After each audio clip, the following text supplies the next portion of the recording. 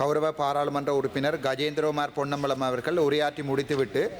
அதன் பின்னர் இந்த கதிரைகளில் அமர்ந்திருந்தவாறு மிக கேவலமான வார்த்தைகளால் என்னை நோக்கி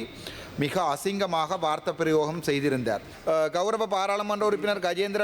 கஜேந்திரகுமார் பொன்னம்பலம் அவர்களை பொறுப்புள்ள அரசாங்கமாக கௌரவ சபாநாயகர் அவர்களை இந்த விசாரணைகள் முடியும் வரை சம்பந்தப்பட்ட பாராளுமன்ற உறுப்பினரின் பிரிவிலேஜ் கமிட்டியிலிருந்து உறுப்பினர் பதவியிலிருந்து இடைநீக்கம் செய்யுமாறும் வேண்டுகிறேன். நன்றி. கௌரவ சபாநாயகர் அவர்களே, நேற்றைய தினம் 2026 ஆண்டு 5ஆம் மாதம் 25ஆம் தேதி இந்த உயரிய சபையில் மாலை 3:30 மணியளவில் எனது உரையின் பின்னர் கௌரவ பாராளுமன்ற உறுப்பினர் கஜேந்திரகுமார் பொன்னம்பலம் அவர்கள் உரையாற்றி முடித்துவிட்டு அதன் பின்னர் இந்த கதிரைகளில் அமர்ந்திருந்தவாறு மிக கேவலமான வார்த்தைகளால் என்னை நோக்கி மிக அசிங்கமாக வார்த்தை பிரயோகம் செய்திருந்தார். இந்த வார்த்தை பிரயோகங்களானது பாராளுமன்றத்தில் உள்ளே இருக்கும் கேமராக்களிலும் பதிவு செய்யப்பட்டிருக்கும் என்கின்ற காரணத்தினாலும் மேலும் கௌரவ பாராளுமன்ற உறுப்பினரின் கட்சி தொண்டர்கள் அடியாட்கள் ஐவருக்கு எதிராக மல்லாகம் நீதிவான் நீதிமன்றத்தில் என் மீதான கொலை அச்சுறுத்தல் வழக்குகள் நடந்து கொண்டிருப்பதாலும்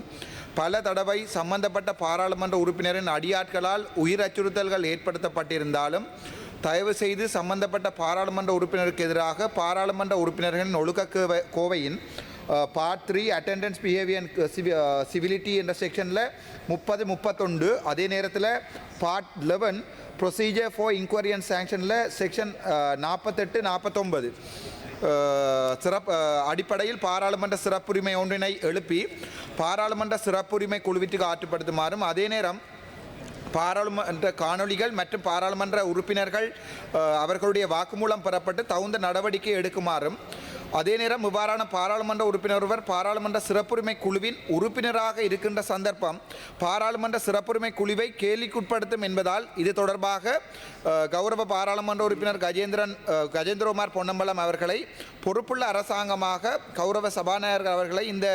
விசாரணைகள் முடியும் வரை சம்பந்தப்பட்ட பாராளுமன்ற உறுப்பினரின்